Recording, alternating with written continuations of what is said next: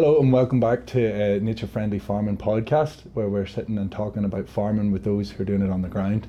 I'm Cormac Dolan. I'm the Northern Ireland manager for the Nature Friendly Farming Network, and we're an organisation striving to help farmers find that balance between farming and nature. Keep an eye out on our website for the upcoming knowledge exchange events that we're having through the summer and into the winter as well. I'm here today with Stephen and Hannah Alexander from Ballyboley Dexters. Afternoon. How are you? Good to see how you. Are you? I'm delighted to have them here and hear more about the business. I want to thank Danske Bank for hosting us here in the building and providing the facilities to do this podcast, as well as our series of knowledge exchange this year as well. But I'm lucky to have worked closely with Stephen for the last couple of years. Stephen's our chairperson of the Nature Friendly Farming Network, and I've also been lucky to have a few burgers from Ballyboley as well in my time, so I can vouch for the quality for sure. But I think today we're really going to hear more about what the direct sales is for you guys. But we'll start by just letting you introduce yourselves. Stephen, do you want to tell us a bit about you, your farming journey, and why you farm the way you do, and just a bit about where you're coming from? Yeah, Cormac. I suppose the farming journey started a long time ago. I'll not go back into the years, but I went to Greenmount some years ago, and then my career path took a different direction for about 30 years. But at the same time, I would have kept a few cattle, kept a few sheep, and still had a yearning for farming as such. And then I suppose 2009, it's a strange story, but in 2009, I was on holidays in Spain, took bacterial meningitis, basically was on death's door. Family were flowing out because I was dying as such. And eventually, after a number of months in hospital in Spain, in Palamos, I got home. I was flown home. I was off work for a year, but to be honest with you, it became very depressing. No driving licence, constant sore heads, and recuperating I was finding very, very difficult. So the girls decided, to give me something to do. I couldn't have walked 50 yards that I had to sit down. So the girls got me a couple of cows, a couple of Dexter cows, and we had them in a wee paddock at the back of the house.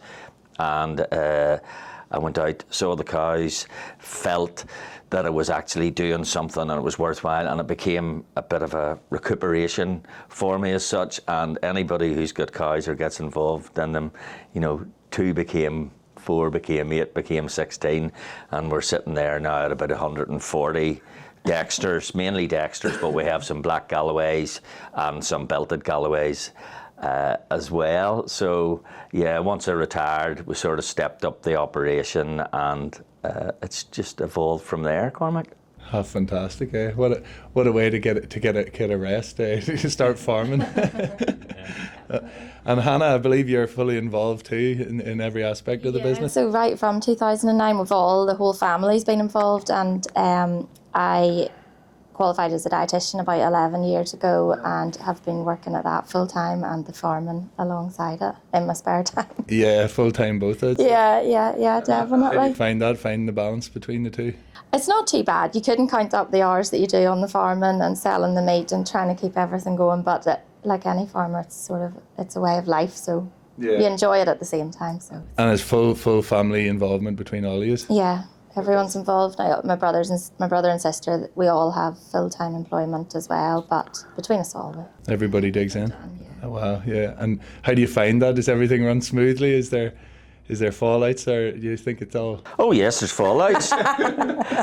Part of it. Hannah had said earlier you wouldn't want a camera following us throughout the day. The air is blue at times. Oh, well, here, maybe after this, they'll be inspired. We'll get UTV or BBC after you yet. Oh, class. Well, I know, so from the dietitian background, I'm quite interested, in terms of how your farming system is different. We'll maybe talk a bit more about how that is. Do you find you bring that into the role, and when you're talking to customers and connecting them or anything, or do you think the two worlds kind of run separately? No, I think it does. I think actually the farming brings a lot to the dietetic side of things, and that sort of sustainability of food production, and that's maybe something that can be overlooked as well when we're thinking about our diet. So thinking about sustainable diets, and it's really that healthy soil, healthy animals, healthy farm, healthy people, and Yeah. you know, trying to make that connection again with people. So I think they go hand in hand, definitely. Yeah. Yeah, that One Health sort of vision. Yeah. Definitely. And do you think people coming to you are people with that in mind already? I know from sort of the horticulture world, I find quite often sometimes it's from ill health or something that people start thinking about maybe buying these products or thinking about what they're buying. Yeah, like a fair few of our customers, you know, would be like very health conscious or trying to cut down on their processed foods and you know, thinking about the quality of the meat they're buying and the nutritional benefits of that and trying to get the most from their food. So you definitely would see that. Yeah, come through. and I suppose there also a lot of our customer base would be, they would be ethically involved in what we are doing, and it's about that ethical side of it and how we rear our animals, how we look after our animals, and how we're trying to protect not only our local environment but that global environment, because we're a pasture for life farm and we don't feed any grain, so we'll not be importing any grain. Yeah, and actually on that, quite a few of our customers would be vegetarian or even vegan other than our meat that they buy, or certain producers that they've come across that they completely back and trust exactly what they're doing, you know, because they've made that dietary choice as like a ethical choice. So if they can source it in the right way, then they will. So it is really interesting. That is interesting. It's great to see the trust that you're getting there too.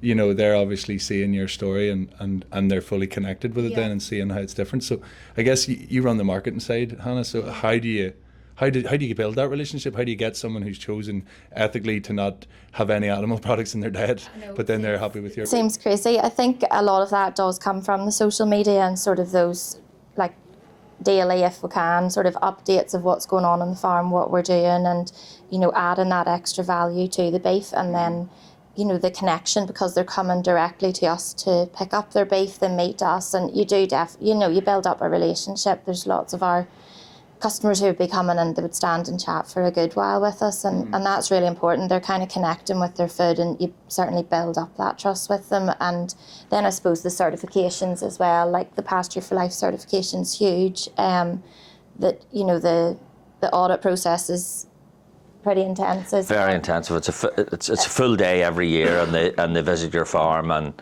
you know, it's the organic farmers and growers do our certification as such, and it is very intense and very in-depth.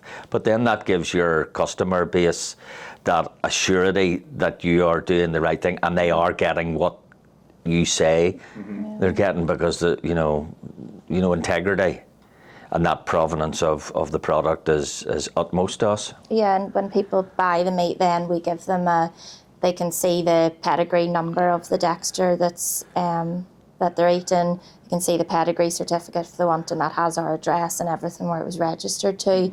And then also with Pasture for Life, they produce a QR code for each animal, so it's fully traceable through your system, so they can trace that and they'll see what age the animal was, what date it went to the abattoir, you know, where it was born and who butchered it. So you can view that whole process. So I think it's just that you're really open with people, but like you also have the documentation to back it up as well. Yeah, so you've got it all there, yeah. And I think one of the wins that we have too with on that marketing side is that, you know, people can come onto our farm and see the animals. Some people don't want to see the animals, but a lot of people want to educate their kids, we've found now, and want them to know where their food comes from, that sort of thing. And you know, the people have the connection with the animal. It's not just, you're a farmer, I'm coming to collect the meat, packing them away. They have the ability to actually see the animal growing and see how we do it, and we have those on-farm visits constantly, and that has definitely helped us no end, because you know, it is important to people where their food's coming from and how it's managed and how it's looked after. Okay, yeah, so tell us about your farm walks and that connection with customers on the farm. Yeah, so we have all sorts of people out to the farm. We're also, I suppose, quite lucky in that where we farm along the coast there at Orlock, there is a public walkway, so we're constantly engaging and chatting with people, and we must say we've probably picked up a few customers there too, so they get to see the cows moving around the paddocks in the summer, they'll see us out in the field, so there's that connection. We'll also, if there's a particular customer that's been buying from us, that good relationship, they're always welcome to come out to the farm and see what's going on. And then we do run events on the farm, sort of trying to tap into that sort of agri-tourism, but allowing that connection with people's food again, and just bringing people back to nature and people who maybe wouldn't get the opportunity to be on a farm, because I think that's something we often say, like, you'll be walking the fields and you'll just think, we are so privileged that we can just do this, walk through a field on our own. Like, it really is a privilege, and you have to stop, and you can be busy, but you have to think of that. So actually sharing that with people is really important. So they will come to the farm, they'll pay us to come, they'll do a farm walk, farm tour, open questions. It's really relaxed, and then we usually do food out in the fields, like get the barbecue going, and we do everything from afternoon tea, farmhouse tea, maybe not as fancy as afternoon tea, right through to 6-course wild dining to just a burger. So we do all sorts. Yeah, we work quite closely with a couple of real chefs, and you know, if there's something more detailed, I think we're doing some American tourists this year, 19 of a family that are staying down in Quinton Castle, and they're spending a day with us on their own on the farm. And it's just, again, something that's a bit of diversification, but you know, on the back of that, you definitely get sales, and it is all part of the marketing, but it's all part of sharing your story and letting them see, I'm not going to call it the right way to farm, but how we farm and how we make it work. Yeah, and it's obviously the right way for the customers that as they see it too, you know. Yeah, and I think that, especially just to go back to the point about people choosing ethically, and you know, to see a farm in a way of, like you're describing, of probably what people would see as the old way. You know, you've got species rich grassland that you're grazing, and you know, you've got wildlife where you are, and you know, people are just feeling like, they probably are feeling like it's the right way. Yeah. And certainly some, like I would say probably 100% of our customers, obviously the meat is delicious, and it really is. Yeah. It's great beef, but I would say 100% of them are buying into that extra added value. And funny, we had to, you know, it's priced competitively, but you know, we have to review the pricing as everything costs do go up. But we're very open with our customers, and we'll just tell them why we've had to maybe just adjust the pricing. And it was really nice the last time we had to do that. So many customers came back and just said, like, I don't just buy your meat because I'm buying meat. I'm like seeing that I'm putting my money into something good. You know, there's like social benefits to it. There's the biodiversity benefits. I don't actually see my money as just going to buy myself beef. There's other things there, which it was actually really nice. We got amazing feedback from putting our prices up. That must be quite touching too. Like, it gives you a bit of recognition that you're doing the right thing and you are going the right way, and you're not, because sometimes you're reaching out and you're taking it. You feel you're maybe taking a chance, and it is nice to get that feedback from people and that recognition and that customer connection to show you are doing the right thing, and there's other people think you're doing the right thing as well, because it can be a daunting thing within the farming community to do something that is different on your farm. You know, there's always somebody looking over the hedge going, why is he not doing that? And that is nice, and that it definitely helps us. Yeah, it's that sort of feedback, and it sounds like a community as well. Yeah. And yeah, so I guess in that storytelling and that connection with customers, do you find that you're sort of set up with the same customers and they stay loyal, or do you have to seek new customers much, or what's the customer turnover like, you know? Yeah, so our customer base is extremely loyal. There's people that have been buying meat off us religiously. Every time with meat packs being released, their name is there and they want to buy. So there's a really strong loyal customer base, which we're very appreciative of. But you can never count your eggs before they hatch. So we're always trying to get new customers, and you know, customers do come and go, but there's strong base there. But new customers are really important, and you know, reaching out to those new people, and I suppose it keeps us on our toes. The demand is huge, but the demand outstrips the supply, which is a nice way to be. Yeah, and the way we sell, we'll do maybe 1 or 2 animals a month, and you know, it's all frozen and sold as like a meat selection or a premium selection, we call it. So we want that meat into the freezer and out of the freezer, you know, within really a 7 or 10 day turnaround. You don't want to have the freezers running.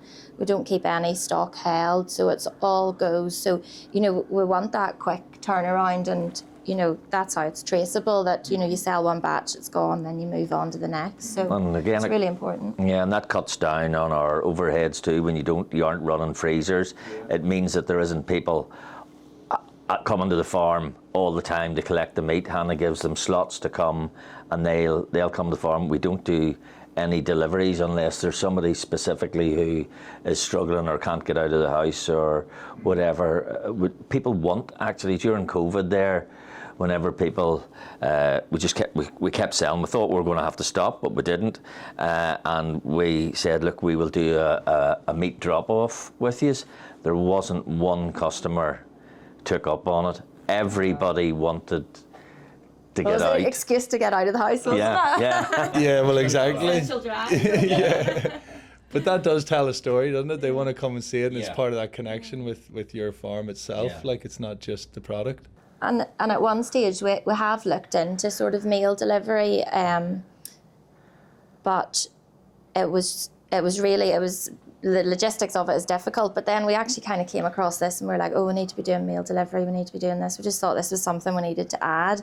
But actually we were selling all the meat we needed, and really when we thought back to our sort of ethos of that provenance of our food, like, we want to make local food for local people, and yes, people come from all over Northern Ireland. They are still able to drive to us. So No, I think that's a good vision. And if you can, you know, I've talked to other people who do direct sales, and sometimes the delivery can become nearly a full job in itself too. So if you can avoid that, then Yeah, it's something we have totally avoided, really, as I say, just very specific people who maybe have a need or something, or can't get out of the house. We might meet them somewhere or something like that, but as a rule, no, people come to us, and it works very well. And am I right in thinking then that those people have pre-ordered before you slaughter the animal? And then, or do you slaughter an animal and say, we have X amount of boxes now, get your orders in? Or how do you work that system? initially when we started, we really just sort of tested it out with friends and family, and you know, you have to make sure there is a demand there before you start going, and then slowly we've built up, and now we're usually doing about 1 or 2, maybe 3 a month, depending on demand, or if the beef's ready as well, because the cattle are all aged to about, try and get them to 36 months before they'll go to slaughter, so it is a long process. So sometimes it's having the animals there too, and that's where the herd numbers come from. The way it kind of works, it's not the most convenient way to buy meat, but generally the first time people buy, we'll sort of do pre-made selections of meat, and that kind of gets them into the swing of the process of kind of contacting us, coming out to the farm, collecting it, and they get to try a few different cuts that maybe they wouldn't normally choose to order, I suppose. And then after that, then once we've met them, and it helps as well cut down on people maybe pre-ordering and then cancelling the order at the last minute. You sort of have that trust with the customer as well, that when they pre-order, they're going to maintain that order when the meat's ready. So really we're never let down by anyone on their pre-orders. So then they get the process of pre-ordering, and they begin to understand the balance of different cuts, you know, that someone needs to buy. So because we're in the flow of that, we don't need to sort of have the orders all in before the animal's slaughtered, but you're linking in with the butcher to make sure you've got the list of cuts to him if there's any speciality cuts that someone wants. So there's a bit of kind of time in there too. And a bit of tailoring then for people who are coming back again and again. Yeah. Yeah, but I suppose on that, I suppose, you know, when Hannah talks about the mixed box as such, we would have, you know, we're going to have mint from your forequarter, your cheaper cuts. You're going to have mince, sausages, vegetable roll, burgers, that sort of thing, and then you're going to have your roasts and your hindquarter, your roasts, and your steaks, those more expensive cuts. So we're trying to get people to sustainably manage that animal sustainably, and get everybody to buy. You have to buy both sides. So, you know, we'll let them try the veg roll, but they mightn't like the veg roll, but as long as they're maybe buying the mince, which is the same cuts, or they're buying sausages, that's okay, and that's how we do it. And then there's, you know, as Hannah says, there can be special orders. Maybe somebody wants a côte de boeuf for a special event, or wants T-bones or something like that. They can put in that order once we've built up that trust with the customer. And it's been a sort of learning process for the customer, and then a learning process for us. Yeah, because it's that sort of challenge that you hear when people talk about starting direct sales with beef, is everybody wants sirloins, and try and understand that. You could sell your steaks all day long and your roasts, but once you get maybe people trying vegetable roll or trying the mince. I love vegetable roll. They they actually love it, so they do, or they like it, and you can get them onto it. And we have a market for the bones, and we have a market for the offal as well. And Hannah's doing some, and we've got an innovation voucher from. Who did that innovation voucher come from? NFFN NI would started producing tallow, so. Yeah, so they're helping us and helping the science behind it and making sure everything is right when it comes to the customer, that there isn't any, I suppose it's what do you call it, environmental health are tied in with it, and making sure that product is right to go to market. So we're trying to bring everything together and utilise the whole animal, and that's quite exciting too. That's just something different. Brilliant, yeah. So that's a bit about the logistics, but I guess if someone was trying to venture into this, how would someone start direct sales? Where do you get it slaughtered? Is it easy to get it slaughtered locally, or how do you begin? Yeah, well, slaughtering it, we get all ours killed at Lakeview Meats. Now, Lakeview Meats is passed as a pasture for life abattoir, because with pasture for life certification, that's one of the things they have to look at the abattoir and see is it up to a suitable standard for to be slaughtered in it. It's one of the last family-run abattoirs, Lakeview Meats in Crumlin. So we take our animals up there. Again, ethically, I don't. It's the one part of farming I do not enjoy, but I'm the one that takes the animals up. I will not put them onto somebody else's trailer and take them up. I will take them up. I'll load them up. We'll load them up ourselves, and I'll bring them up that morning. And I've got an arrangement with the guys or the girls who take the animals off the trailer, slip them a couple of packets of sausages and some burgers.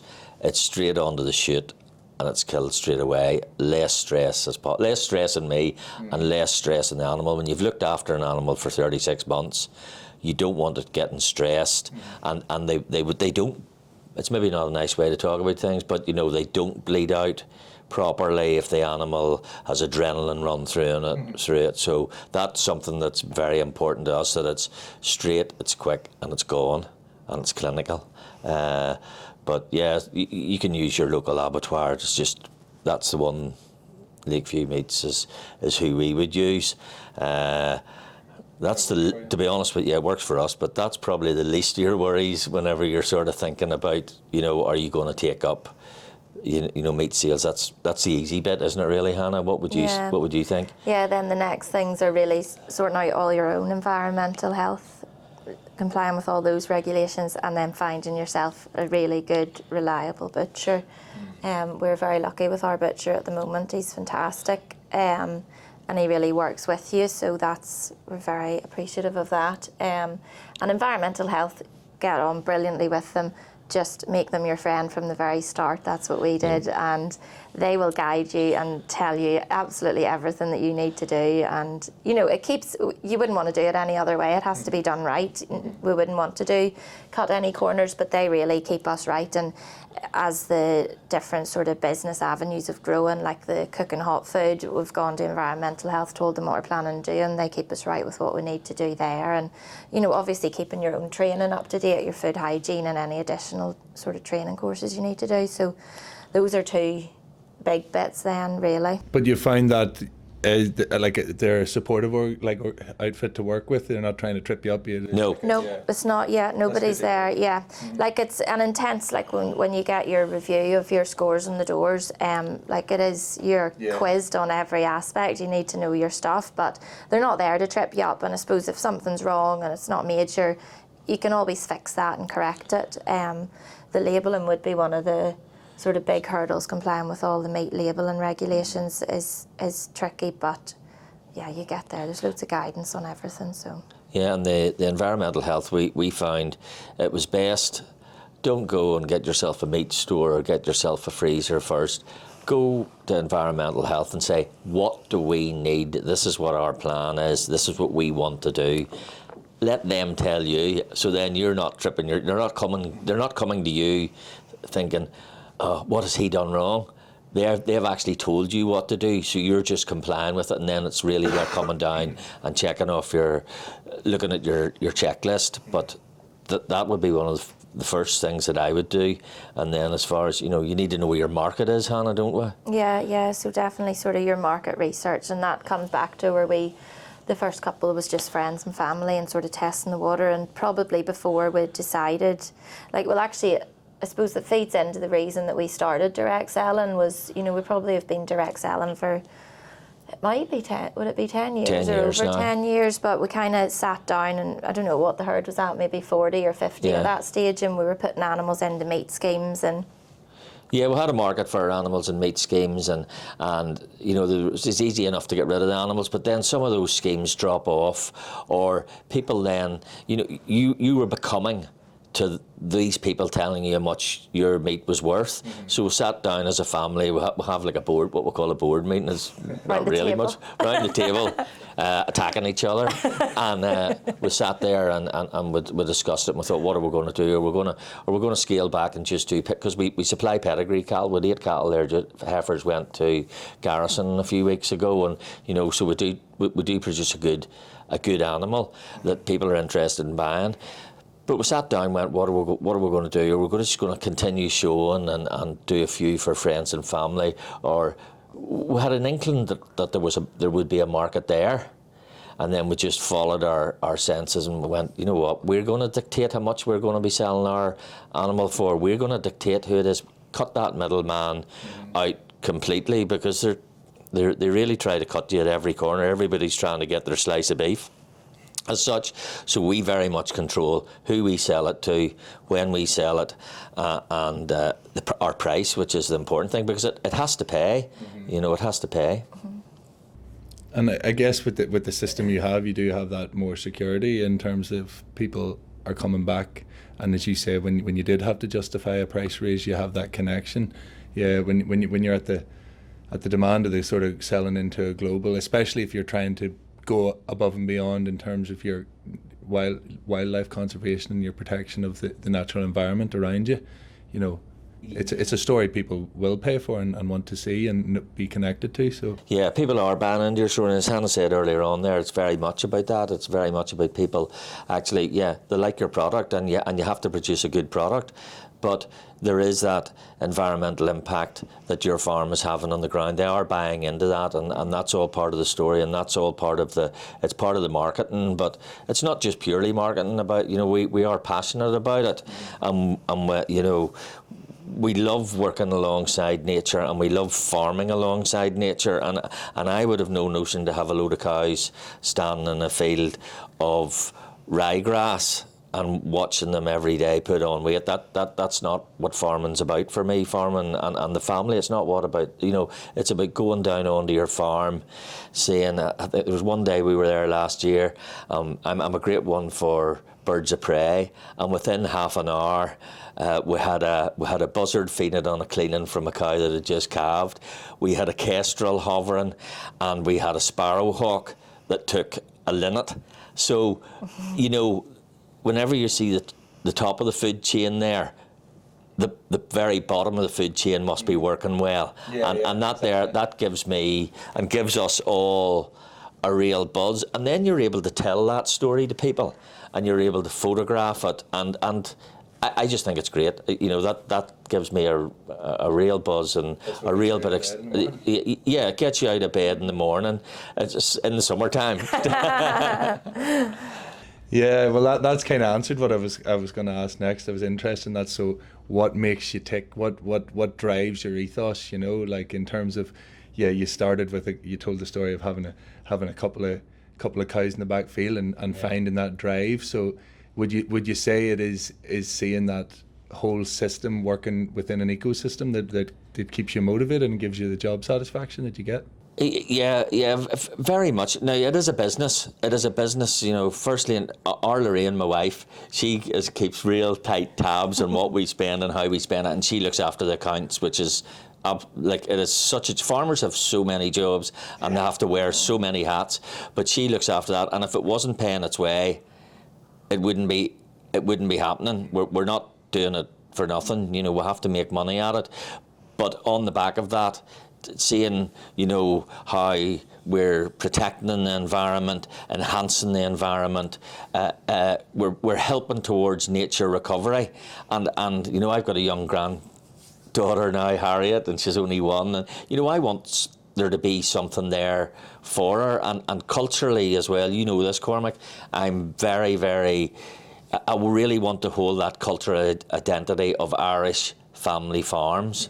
I'm not knocking on every farm. The one thing that I've found through my farming years is that every farm has different needs, whether it be financially or pressure from family or whatever. And I would not knock anybody else the way they farm. You just need to find that niche and what you do, what makes, what gives you that buzz, and what keeps you doing it. And you know, it's enjoyable. Yeah.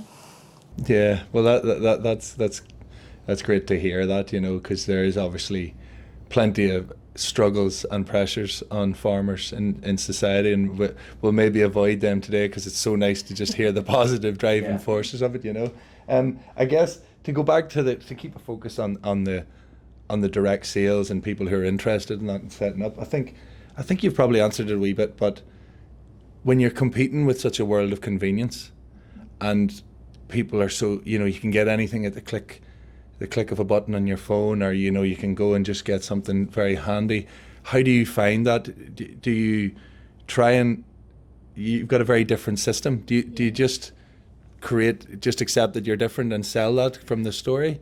Or do you find that you have to try and do things to streamline it to maintain your business in this modern world?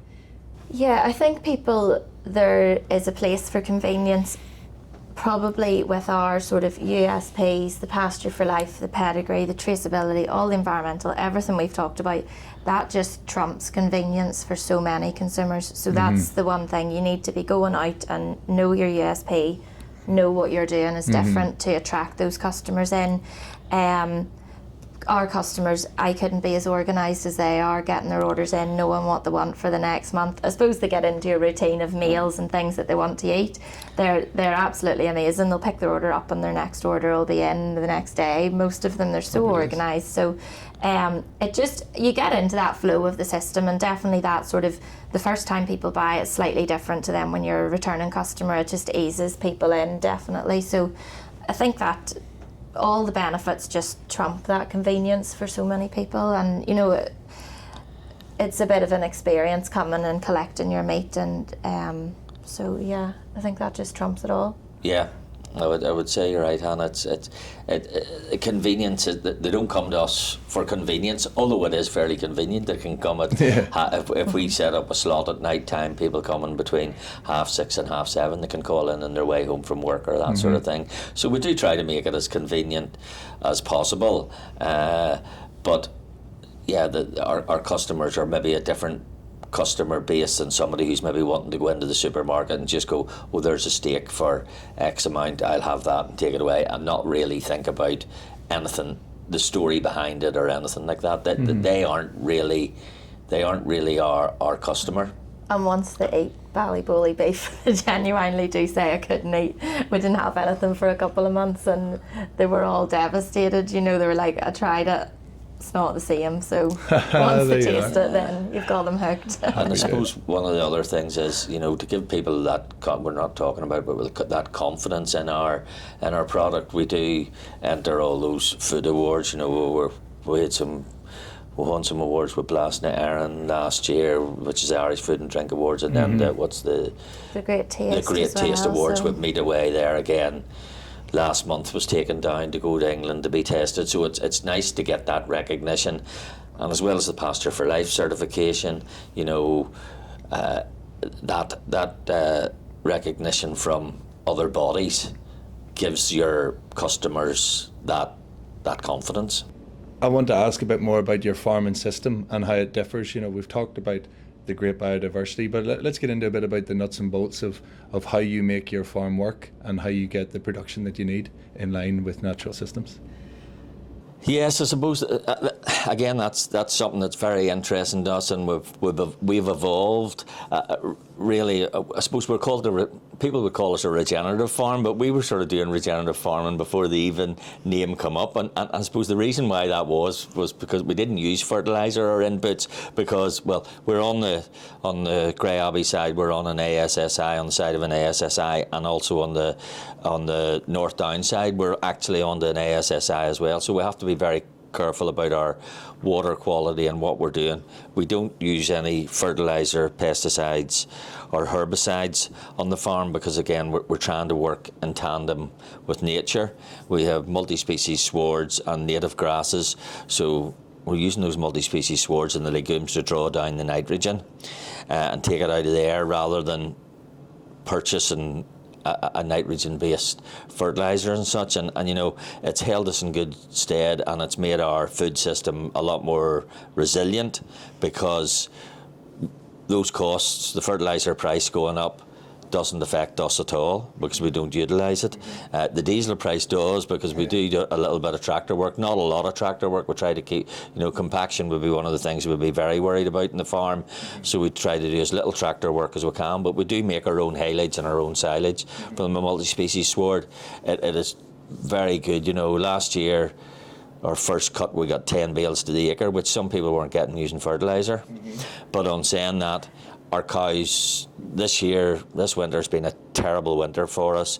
Our cows were never in before, but they were causing so much damage to the ground, we've had to bring them in this year to give a bit of the ground a chance to rest and change. But at the same time, we're resilient enough that we can soak up those shocks, and we find definitely working alongside nature, and even alongside the cows' natural cycle. And we calve all our cows from May to September, so they're calving throughout late spring and into late summer, but that means the calves are strong and up and bouncing away, ready to go into the winter, and then we'll naturally wean those calves off the cows, so they'll be ready, or the cows will be sick of them, a bit like me getting Hannah out of the house. I'll kick them out, kick her out of the way, she's away now. So we do the same with the calves, and you don't have that stress on the animal. And because we're not working to a really tight system, things are killed between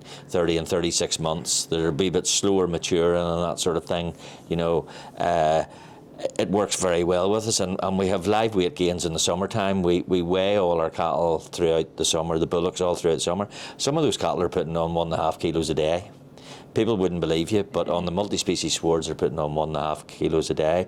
And our adage is very much keep the inputs down, try to get the output as high as you can, and it's about that middle ground, and there's that sweet spot that you can hit, and if you can hit that sweet spot, it works very well, and it is tied in well for us, Hannah, now, hasn't it? Yeah, definitely. And we've found it, certainly on the economic side of it, it works well, and we have found that farming alongside nature, as well as having that marketing effect to your customer, we have found that it works well for us. I'm not saying that it will work for everybody, but certainly, if you are thinking about doing it, why don't you put yourself in 10 acres of a herbal ley and see how it works, and maybe cut back on your stocking rates a bit and see if you can get your margins, keep your margins still nice and high, or nice and healthy. Nothing ventured, nothing gained. I'm not saying anybody should just jump straight into nature-friendly farming and